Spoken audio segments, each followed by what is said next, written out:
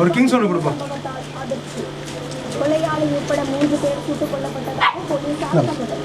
வெளியூர்ல இருந்து வந்து கடை வச்சிருக்கிற, ஸ்கூல் படிக்கிற பசங்களெல்லாம் போதைக்கு அடிமையாக்குற, என்ன குழப்பம் இது?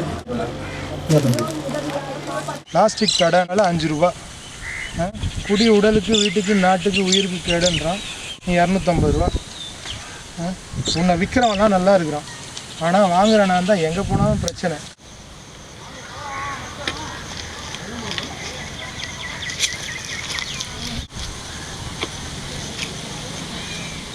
நீ ஏற்றம் பெற ஏணிகள் 1000 இருக்க, உன்னை இழுத்து பிடிக்கும் யமப்புகையும் எதற்கு?